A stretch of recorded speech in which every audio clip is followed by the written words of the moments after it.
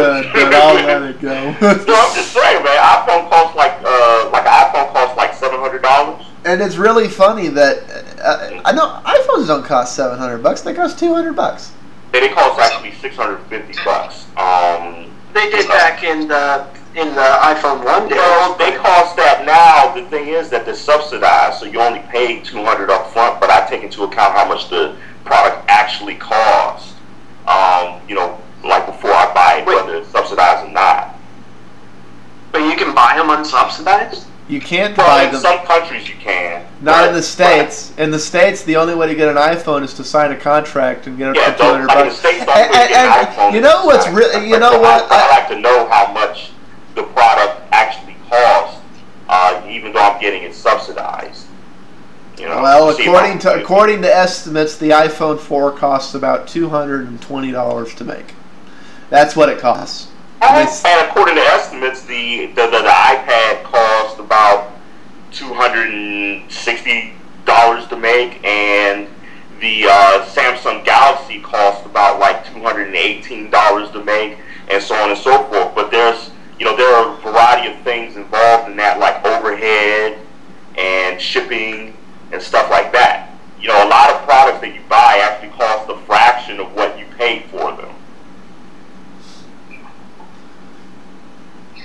Yeah, your point. I'm just saying, just in case you want, bring up that argument. I mean, because a lot of people back when the iPad came out, what are those guys? iSupply. They came out with an estimate for how much the iPad costs, right? And there was like this huge uproar. Oh, the iPad is overpriced and blah blah blah. It should only cost like $300, right? Well, then things, huh? Speaking of overpriced, okay. the Xoom.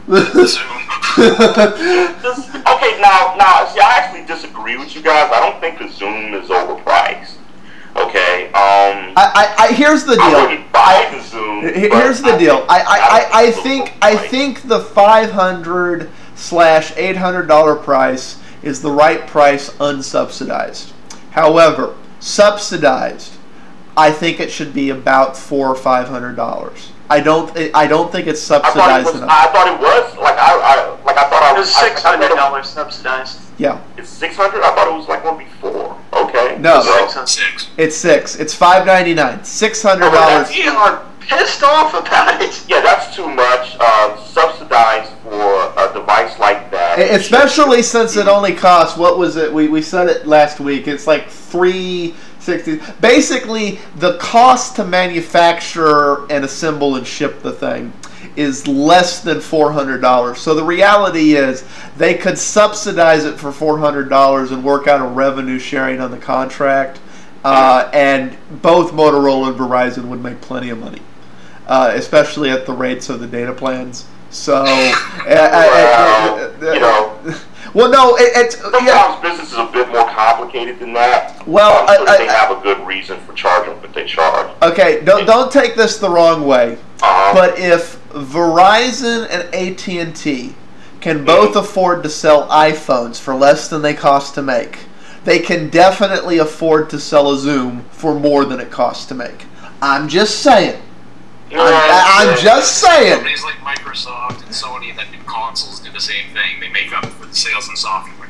Yeah, well, and to put it in perspective, actually, the other device that Motorola made, the original Droid, that largely kicked off Android. Yeah. How much did that thing cost with a contract? $200. $200. You know how much it cost to make? How much? Right off the top of my head. When it first came out, about $800. Which means they were eating $600 on every single Droid they sold for those first run of Droids to establish the brand loss leader. You're honestly telling me to establish...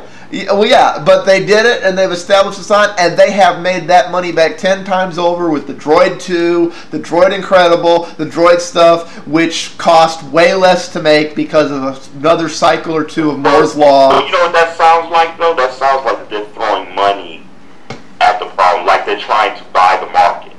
And like Apple doesn't do that. Apple buy a market with all these cash reserves? That That never happens. It's I was like, gonna say, what does Apple sell? It's not hardware, it's software, it's integration. I'm sorry, couldn't hear you, man. They don't sell content, they sell integration into iTunes. Yeah, they sell an integrated experience. That's one of the reasons they had a real problem when Palm tried to make their devices work with iTunes, because iTunes is all about selling iPods and iPhones and so on and all of these. Like, how dare your device work with our network? It's like, Yeah, well, the thing about it is that, okay, look, you know, when a company throws their money at a market like that, like Apple did. well, Are you telling me yeah, that yes, money no. in things like iAds and iBooks? Well, no. Actually, that's exactly what Apple did with the first iPhone. You know, Competing with things Well, the like first iPhone, it was incredibly Amazon expensive. Kindle app. yeah. And the Kindle is- No. they The funded- first iPhone, even at the $600 price tag, was being sold for less than it cost to make it. And eventually, the price point at which it started selling, I think, was about $400, because it's like they sold some, but they kept slashing the price and slashing the price and slashing the price, and they got it down to about $400, and then they released the next one, and then the price went down to $200 for the old one, and then the next one came out, and it was $200/$99. The subsidization, like the subsidized deal that they had with AT&T. Yeah, I mean, I'm sure Apple's getting a kickback from the AT&T contracts or the termination fees to deal with those prices and stuff. And you know, selling something for selling an iPhone for $200 that then ties into a marketplace where you get a percentage of everything. You know, I'm sorry, there's no way Apple's losing money on iPhones. It's like, even losing that $20 per unit, there's no way they're losing money. And there's plenty of ways to do things. Anyways, whether the Xoom is or isn't overpriced, the sticker shock does seem to have worn off. Because Well, they should have came out with different tiers of the Xoom. What they should have come out with was the Wi-Fi only version at the same time. yeah, which is finally out now for $5.29 at $39 at Sam's. Yeah, I mean, And now, but see, this is the thing right here. I knew you were going to bring it up because you're a dang Apple person. It's like what Apple's doing this real bait and switch, and that is part of what's causing the price problem with the Xoom. And that, you know, the $400 iPad. What is it? I forget. It's $499 $400 now. Is it for the Gen 1 iPad? Is that what you're talking about? No. For the entry level iPad 2. What it's $500. It's $499, right? Okay, so for $500 you get a Wi-Fi only. It's 16 gig, right? That's correct. Okay, and the Xoom equivalent is more expensive. It's $539. It's roughly $40 more expensive. Does the Xoom have a 16 gig model? No, it's 32 plus Yeah, expandability. Like the Wi-Fi model Xoom, I think costs about the same amount as the 32 gig iPad. Right. Yeah. Okay, go on.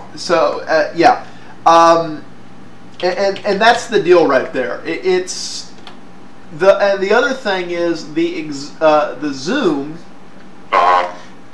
Excuse me.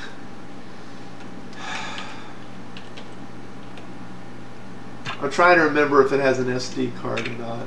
Yes, it does. Yeah, it does. The Xoom has a SD card slot. Yeah. Yeah. So the reality is the Xoom is expandable to the same 64 gig as the iPad. Yeah, it is, but you have to pay for that card. Like, okay, but I will tell free, you this: a 32 gig card does not cost an extra. How much money is the 32 gigabyte? Is the 64 gigabyte iPad? It costs $100 more. Okay, that card don't cost $100. Okay. It's like, so, but like you're saying, because they started it off with basically enough to meet average person's needs, rather than having a stripped down version that average person will strip the time. And you know, this is something Apple does, and I have to give Apple credit for doing it. You know, they for people who don't have good impulse control and or go, oh well, I can't afford the one I want, but I can take this one. I don't think that a lot of consumers really. I don't think a lot of consumers really paid that close attention to the difference between 16 gigabytes of data and 32 and 64. You know, and I'm sure they pay attention when they start putting songs and videos on it and find that they can't put that much on 16 gig. But well, I had a 32 gig iPad, and I would argue for the average end user, 32 is enough. 64 for more power user. However, I'm sure there are some power users who would prefer 128. Well, yeah, like I don't know if the Xoom can go over 64 gigs. No, well, because the supposedly the limit of SD cards right now is 32. So you have the 32 internal plus 32, so it's got the same 64 gig cap. Right, well, that's what I was saying. But the thing about it though is that okay, I had a 32 gig iPad, right? I had 100 something apps on there. You know, I kept a bunch of PDFs. Now the PDFs that I made, they were like pretty huge. But I kept a bunch of PDFs on there. I had hundreds of iBooks and stuff like that. You know, look, after all that and the music that I had synced to it and everything, I still had plenty of space. It would have been nice for me to get the 64 gig model, but you know, the 32 was fine. This is actually one of the things I can't stand about the iOS devices. It's one of the reasons I think the Nexus S is a fail. Is that one of the real advantages to 90% plus of Android devices. There are a few they have no business calling themselves an Android device, like the Nexus S, that doesn't have an S, the ability for card expansion. But one of the great things about the majority of Android devices, and it's blasphemy not to have this as part of your hardware set, is the idea that the memory is expandable. And that, you know, the storage. The storage. Yeah. If you're like, well, I only need 8 gigs, so I'm gonna put an 8 gig card in. You know, that's not really enough. I'm gonna go out and buy a 16 gig card. It's like you don't have to go buy a whole new device to get more storage. And that is something I still to this day cannot understand why Apple is so opposed to that. Well, okay, here's the thing with the iPad and like the iPod Touch or whatever, is that these devices, they're not supposed to be standalone computers. They're just something that you. I thought that was the whole point. Apple says they don't need a USB port or anything or any commutativity. They're supposed to be standalone devices, I thought. No, they're not standalone. Why would you sync a standalone device? Oh, that's right. Apple does a physical connection cable and actual syncing to activate or use the device. I'm sorry, I was thinking of Android. Damn it! Now, the thing about it is that in Android, they are trying to make a lot of these devices standalone devices. I don't know how well that will work out for them, but that's what they're trying. But I think that's the confusion. A lot of people, like, they look at an iPad and they go, oh, well, it would be great if this is like a standalone device and the whole 9 yards. And it's like, I don't know. I guess it boils down to how you use your device, how you like with me. I never had a problem just syncing my iPad, putting on there, like the pictures or the movies or whatever.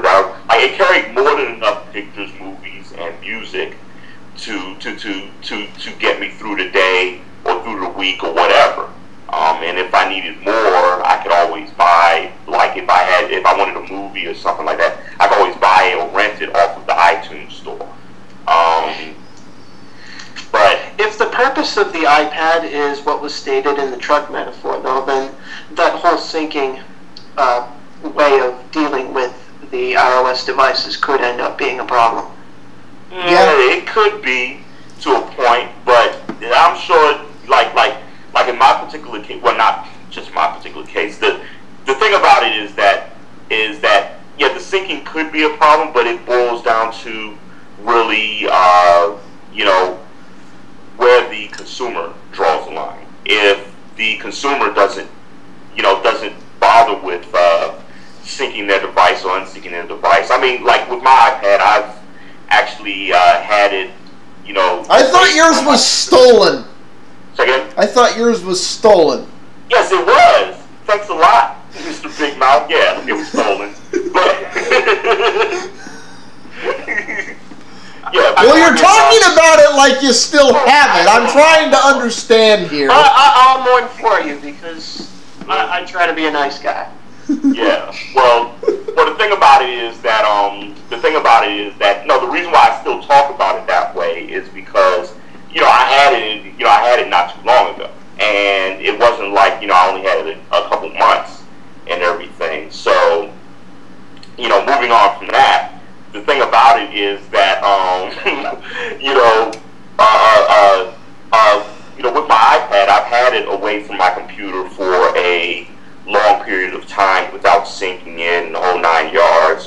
It's not recommended because it is actually a good idea to back up your system at least once a day or something like that. Just in case something happens. Again, another reason I prefer Android devices, because I can have all the critical data, like the app stuff, be on this little memory card, which is removable and solid state storage. The likelihood of crashing is almost non-existent. Well, here's the thing. The storage in the iPad is solid state. The only difference is that it's not removable. Regardless of what OS I'm running, I'm not tied to iTunes, Windows, Mac, Linux, whatever. That's the thing that annoys me the most about iOS devices. Now, he was pointing out the other advantage of a lot of it being on that card is that you can back it up independent of no matter what platform you're running. One of the weaknesses of iOS is if Apple decides they don't like your operating system, well, you just can't really use the device. Unless you go spend a bunch of money changing your whole house to the iWorld, or at least something the iWorld considers less of a threat. Well, if that were the case, iOS, you wouldn't be able to sync it to iTunes through Windows or something like that. I understand that it's not compatible with Linux. At times iTunes is not compatible with Windows. That was actually the primary reason Tiny got rid of his iPhone. He got tired of having to get the Mac out to. Tiny's his flatmate. Yeah. What was the problem with his problem was if he synced his every so often when he synced his iPhone using the Windows version of iTunes, it bricked it. And he'd run the restore, and it'd work until he played a song or tried to do another sync, and then it'd brick it again. The only way to fix it was to pull out a Mac and do a Mac version of iTunes sync, and then it would be okay until the next time it fucked up. What version of iTunes was that? He updated to the latest one that was available at the time before he threw the thing out. Oh. I didn't get any of that, but okay. I'd have to ask him what version of iTunes he was running at the time. I know it was the latest one. Nah, they just updated it twice. Yeah, but he got rid of his iPhone a little while ago. I think he meant the latest at the time. At the time, yeah. At the time, gotcha. Yeah. Okay, now, the thing about it is, okay, when I first got my iPad, syncing it wasn't really a problem, but backing it up was. Then they came out with a new version of iTunes, and that actually made backing it up. When I first got my iPad, it used to take a long time. And then what happened is they updated the software, so when I backed it up, it was right away. So look, they have a lot of. Sorry, go on. Nobody said nothing. Oh, okay. I'm getting a reverb over here or something. Okay. Okay, now the thing about it is that, look, I can understand why some people are into the SD cards, but I have a different perspective because I've never liked those things. It's like when Apple added the SD card slot to the MacBook Pros. Okay, this isn't me getting on you for being an Apple fanboy. I want to make that clear before I say the statement that is about to come out of my mouth. Okay, let's hear it. But I feel the need to point out, I can't help but notice, your conclusion always comes back to the fact, if it's being done differently than how Apple does it, I'm not a fan of it, and it's probably wrong. No, because Apple does SD card slots on the MacBook Pros right now, and I still don't like it. And they do the SD card slot on the iMacs, and I think maybe the Mac Minis, and I still don't like it. So you're saying nobody has a camera? I like Thunderbolt though on the new MacBook Pro. Yeah, I like Thunderbolt. Yeah, and I'm waiting to see. I'm So. waiting to see how it winds up being used. Well, it's pretty obvious what they're going to use it for. Well, I'm referring more to the fact when you start adding more than one Thunderbolt connection to the system, I want to see if they dedicate them like they should or if they start stringing them. Because if they start stringing them, they're going to be sharing, and that'll create issues. Well, we'll see. I think it's going to be pretty nice, though. Yeah. There's potential, at least. There's potential. Mm-hmm. We'll see what comes of it. Yeah. God, we have so much more freaking stuff to go into, but we've been going on almost 2 hours here. Do we want to table some of this till next week, or do we want to try and finish it? Well, I mean, I'm up to talk about some more stuff, dudes. Okay, let's try and get to a wrapping up point. We're going to table all your comments till next week, because there's no time to go into all of those. There isn't.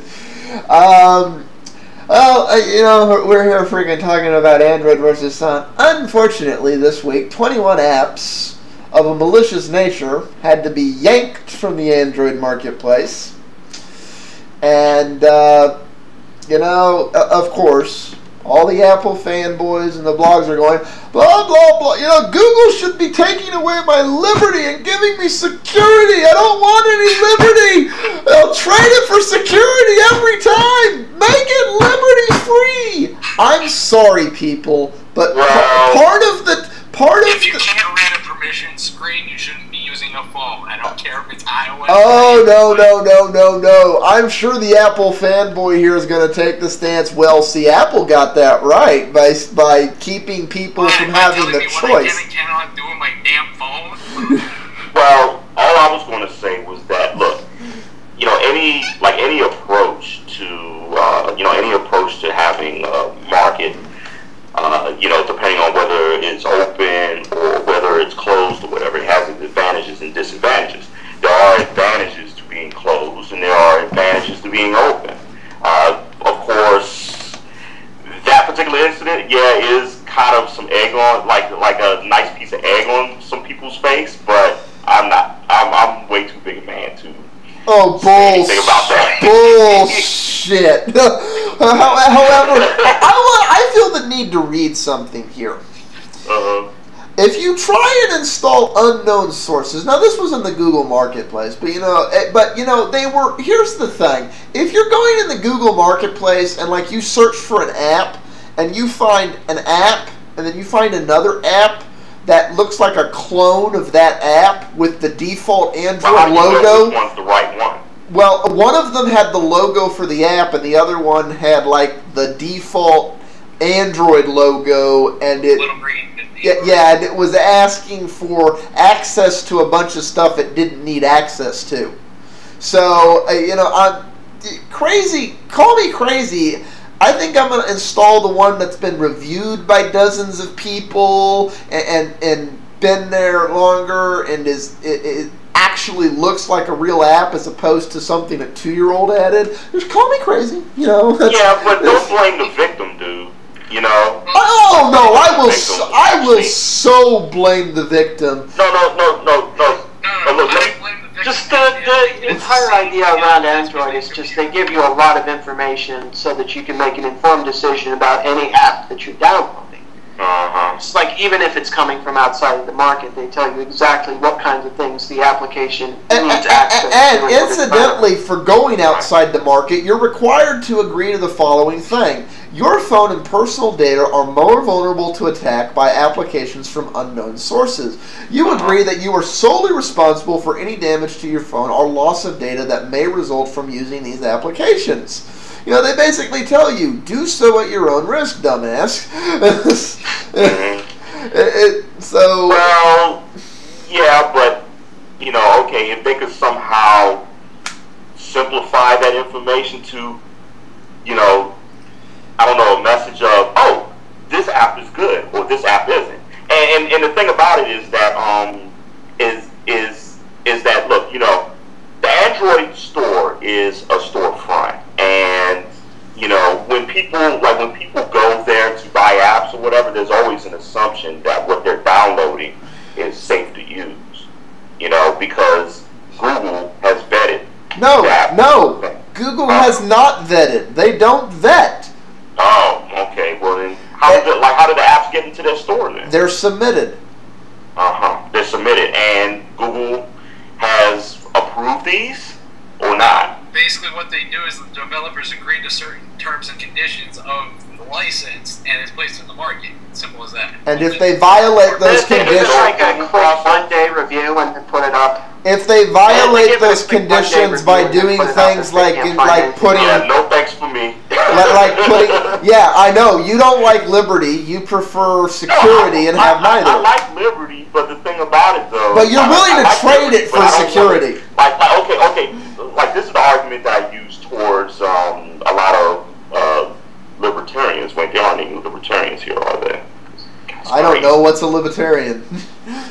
Libertarian. No, don't answer that in this show. Move on. Yeah. It's a political thing, but the thing about it though is that, you know, basically they say, well, look, you know, we want small government. We don't want the government regulating this or regulating our business or telling us we don't answer a rhetorical question, please. Oh yeah, sorry. But it has a lot to do with the point that I'm about to make. It's like, well, look, okay, how many countries have successfully prospered with that philosophy? The U.S. for about 150 years before they decided it was bad. No, because we have lots of regulation. You know, And used to. Yeah, and that's the reason why we have a lot of regulation now, is because the way it used to work doesn't work. You know, now if you want to look at a country that doesn't have regulation, go to Zimbabwe. You know, and see how well that works. It doesn't. You know, but if you go to Europe, or Asia, Zimbabwe. What's the government in Zimbabwe like right now? It's like a brutal warlord. You know, forcing people to you know, dig diamonds and crap like that. I heard. How is that unregulated?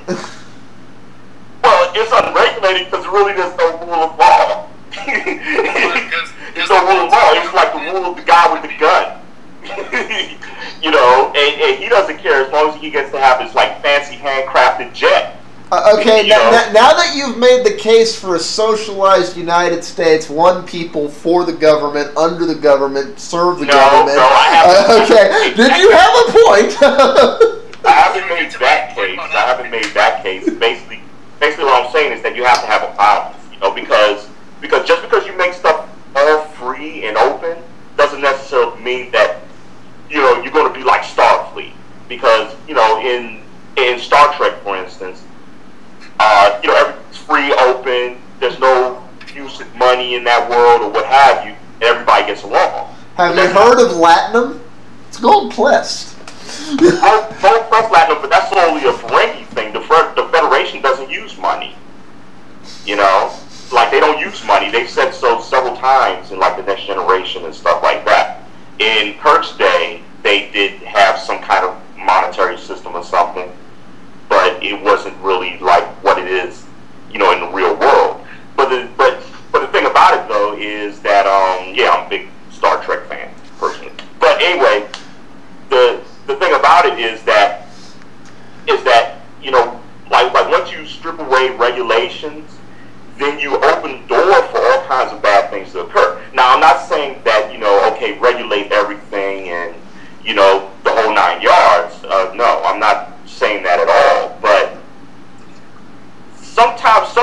balances are actually a good thing. As I recall, back in the 80s, because there was no checks, because there were no checks and balances on, say, the Atari platform, that the gaming market almost crashed. No, the gaming market did crash. That's the thing about the Android market. What I was saying about making an informed decision. You are the check and balance in the Android market because they provide you with the information of what each and every application is going to access. If you can see. And it becomes what. Well, you have to before it lets you install. Yeah, no, literally, when you click to install an Android app, what form does that come in? Does that come in like a short sentence? Yes, or does it come in like paragraphs and paragraphs? No, you pop when you go to install each specific. When you go to install something in Android, it goes.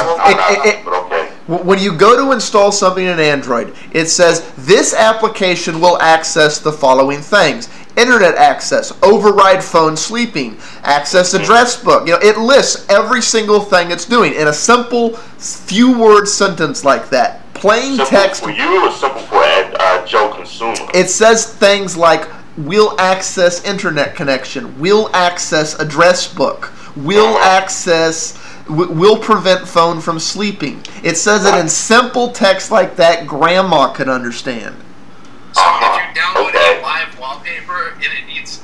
And it wants to access your address book and internet. That basically what we're saying is that it's not completely without checks and balances because they do provide you with the information to make an informed decision. Like, I wasn't saying that it was completely without checks and balances, but, really if people want absolute liberty, that type of freedom isn't free, and a lot of times... Well, no, but here's the thing. What it comes down to is the people who are being dumb enough to install this stuff on Android are like the people who reply to spam. Well, I have this great free software for you. Please send me your social security, birth date, and address so I can send it to you. Yeah, and people do reply to those emails, and none of us have any sympathy for them at all. And I still don't want to. The keyboard and the chair. Yeah, I still don't want to blame I still don't want to blame the victim, because if I go to a supermarket and I buy a soda, like me, I have a very bad reaction to artificial sweeteners. Right? Then don't buy diet. Right, but I've actually bought some sodas before where they snuck artificial sweeteners in there. And, I was not a happy camper. Did you read the label? No, I didn't, because I just went there like, if I had a bad allergy to something, I would read the label before I bought something outside. I don't have a bad allergy. There's a reason that many chocolate bars and stuff, say thing may contain trace amounts of peanut oil. Even though this isn't a peanut bar, we use the same pans we make our peanut stuff in, and they say it on the label. Are you basically saying that you prefer the Apple system because it's a lot more laid back? And basically, you're not responsible for your own actions. You get to pawn it off on somebody else? Well, no. Okay. I prefer the Apple system because I know that in a lot of cases, not in all cases, because there have been issues with that, with their stuff too, right?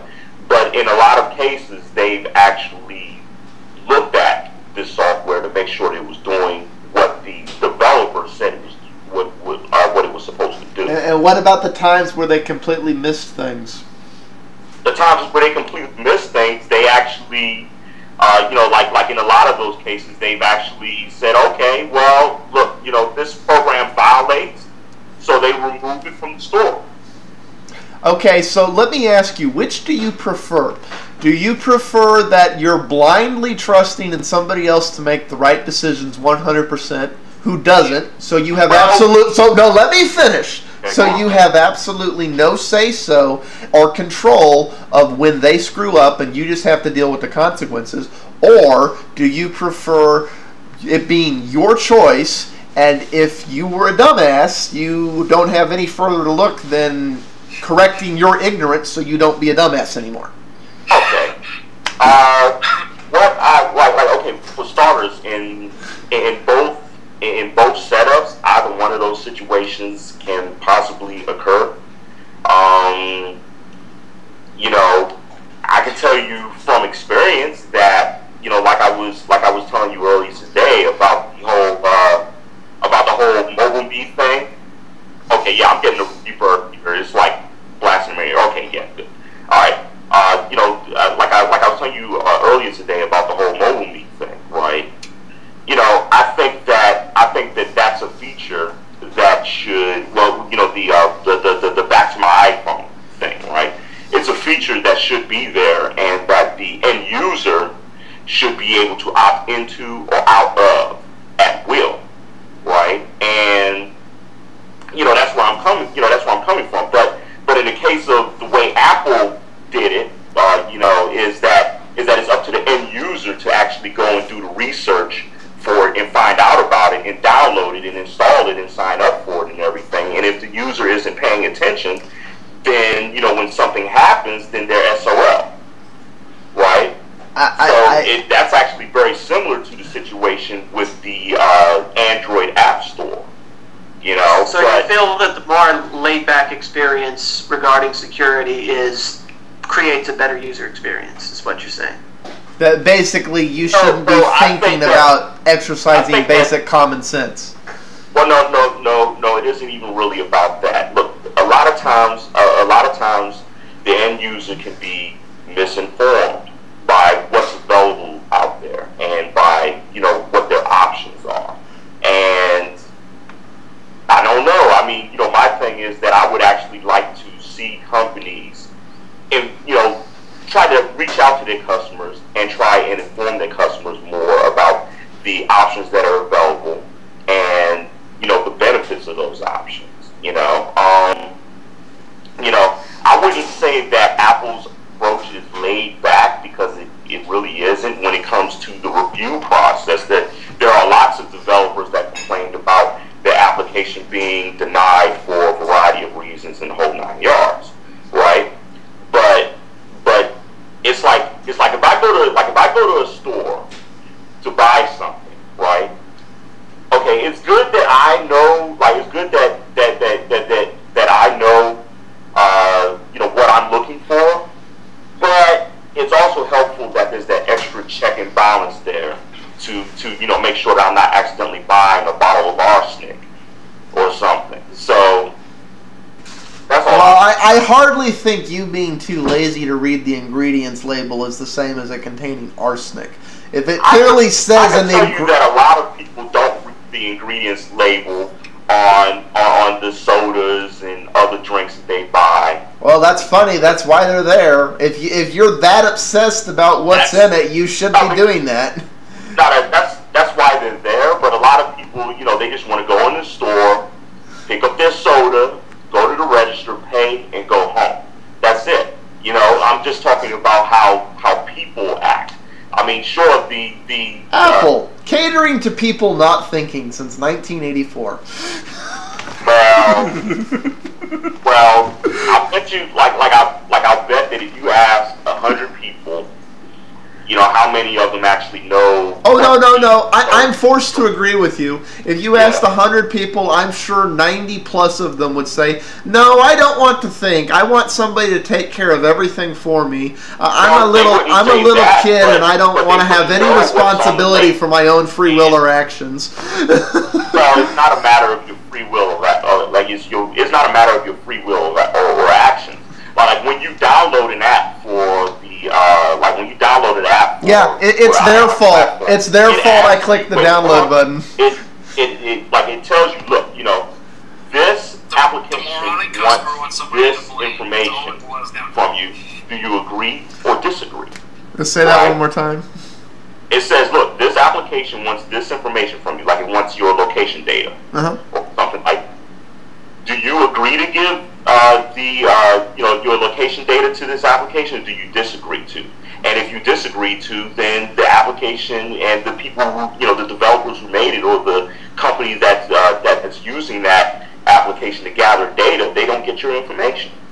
You know, look, I mean, that's like the argument that you're making is like the same argument as saying, oh well, we shouldn't have FDA or something, or we shouldn't have police officers, or we shouldn't have a variety of other things provided by the government to make sure that we don't blow ourselves up. Or die in our what it comes down to is just that we don't really trust Apple with that kind of power, because here's the thing. I don't trust. The decisions they've been making just seem wrong. And here's what it comes down to. It's not even it's not even trusting them with the power. It's having to have blind faith that they're making all the right decisions 100% of the time. It is on there now. Okay. All right, William.